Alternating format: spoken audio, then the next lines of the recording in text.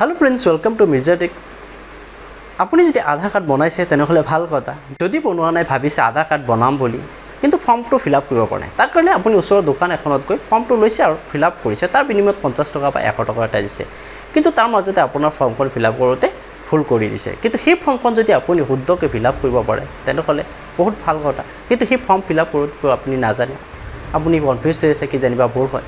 সেইটো কাৰণে মই এই ভিডিঅ'টো বনোৱাৰ উদ্দেশ্য একমাত্ৰ এইটোৱে যাতে আপোনালোকে নিজৰ ফৰ্মখন আধাৰ কাৰ্ডৰ ফৰ্মখন নিজে শুদ্ধকৈ ফিল আপ কৰিব পাৰে। আধাৰ কাৰ্ড বনাওঁতে যিকোনো দুটা ডকুমেণ্টছ লাগিব। এটা হৈছে আইডি প্ৰুফ, এটা এড্ৰেছ প্ৰুফ। আইডি প্ৰুফ হৈছে PAN card, voter ID, driving licence, passport এইবিলাক। আৰু এড্ৰেছ প্ৰুফ হৈছে আপোনাৰ driving licence, voter ID, bank passbook, তাৰপিছত ইলেক্ট্ৰিচিটি বিল এইবিলাক হৈছে এড্ৰেছ প্ৰুফ। ইয়াৰ ভিতৰত আপুনি যিকোনো দুটা ডকুমেণ্টছ ল'ব। এটা হৈছে আইডি প্ৰুফ, এটা এড্ৰেছ প্ৰুফ। এই দুটা ডকুমেণ্টছ আপুনি মিলাই চাব আপোনাৰ নামটো শুদ্ধকৈ আছে নে নাই। নামৰ যদি স্পেলিং মিষ্টেকো থাকে কেতিয়াবা ৰিজেক্ট হৈ যায়।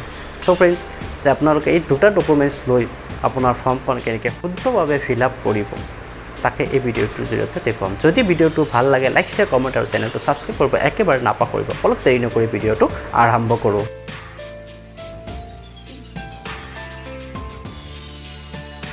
চ' ফ্ৰেণ্ডছ, ইয়াতে ৰেজিডেন্স ইয়াতে টিক কৰক। তাৰপিছত চাওক ওৱানত আছে প্ৰি এনৰলমেণ্ট আই ডি। এইকেইটা আপোনাৰ দৰকাৰ নাই। আপুনি যিহেতু নতুনকৈ আধাৰ কাৰ্ড বনাব চব এইটো দৰকাৰ নাই। তাৰপিছত চাওক 2.1ত আছে বায়'মেট্ৰিক আপডেট। এইকেইটা আপোনাৰ দৰকাৰ নাই। আপুনি ডাইৰেক্ট 3 নম্বৰত যাব। 3 নম্বৰত আপোনাৰ নামটো লিখিব।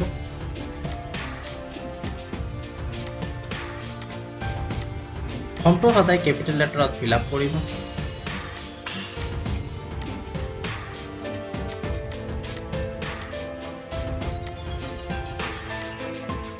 মই কলমেৰে লিখা নাই,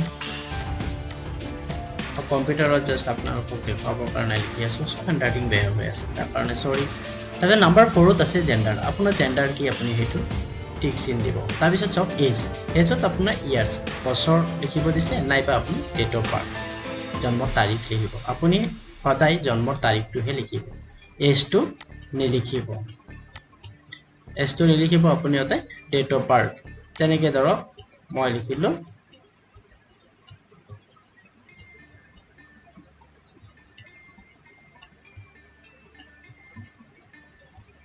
তাৰপিছত চাওক ডিক্লেয়াৰ ভেৰিফাইড টিক কেতিয়াও নামাৰিব, কাৰণ ভেৰিফাইড যদি আপুনি টিক মাৰে আপোনাৰ নেক্সটত যদি ডেট অফ বাৰ্থ যদি ভুল হয় তেতিয়াহ'লে আপুনি কাৰেকশ্যন কৰিব নোৱাৰে। চ' এইটো আপুনি সদায় ডিক্লেয়াৰেশ্যনত ক্লিক কৰিব।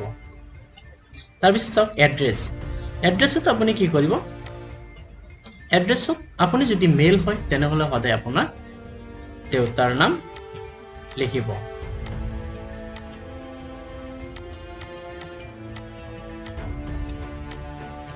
আপুনি যদি মেল হয় সদায় আপোনাৰ দেউতাৰ নাম লিখিব, আৰু যদি আপুনি ফিমেল হয় তেনেহ'লে আপোনাৰ হাজবেণ্ডৰ নাম লিখিব।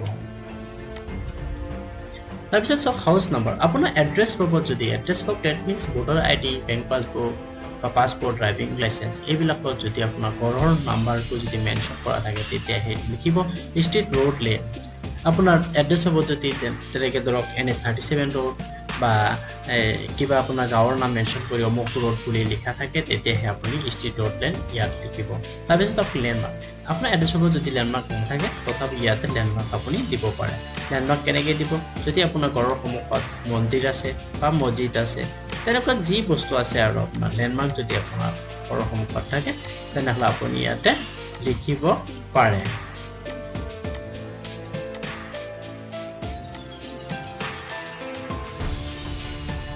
তাৰপিছত চাওক এৰিয়া, লোকেলিটি, চেক্টৰ এইটো ফিল আপ কৰাৰ দৰকাৰ নাই। তাৰপিছত আপোনাৰ চাওক ভিলেজ, টাউন, চিটি। আপোনাৰ এড্ৰেছ প্ৰুফত এই ভিলেজটো থাকিবই। চ' ভিলেজ আপোনাৰ যি থাকে সেয়া আপুনি ইয়াতে লিখিব। মই আপোনালোকক দেখুৱাবৰ কাৰণে জাষ্ট লিখি আছোঁ। পোষ্ট অফিচ আপোনাৰ কি সেইটো লিখিব।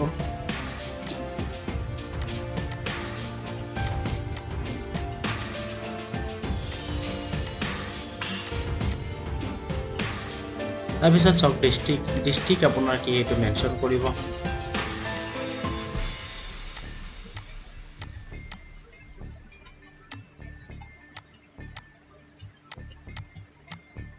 তাৰপিছত চাওক সাব ডিষ্ট্ৰিক্ট আপুনি মেনশ্যন কৰাৰ দৰকাৰ নাই।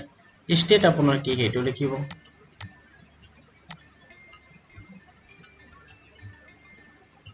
তাৰপিছত চাওক ইমেইল আইডি যদি আপোনাৰ ইমেইল আইডি থাকে তেনেহ'লে আপুনি ইমেইল দিব পাৰে তাৰপিছত চাওক মোবাইল নাম্বাৰটো সদায় আপুনি লিখিব কাৰণ মোবাইল নাম্বাৰটো নাথাকিলে আপোনাৰ ই আধাৰ কাৰ্ড ওলাওতে প্ৰব্লেম হয় সো আপোনাৰ মোবাইল নাম্বাৰ যি থাকিব হেয়া শুদ্ধকৈ মোবাইল নাম্বাৰটো লিখিব তাৰপিছত চাওক পিন কোড আপোনাৰ কি হেয়া মেনশ্যন কৰিব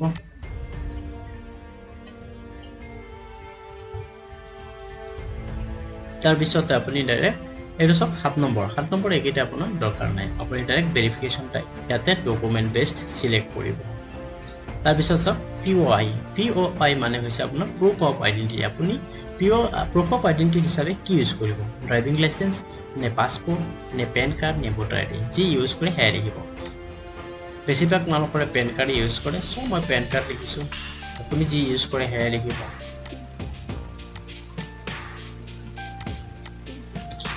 POA মানে proof of address আপুনি address proof হিচাপে কি ইউজ কৰিছে ভোটাৰ আইডি ড্ৰাইভিং লাইসেন্স নে বেংক পাছবুক মই এটা দিছো আপুনি যি ইউজ কৰে হেয়া লিখিব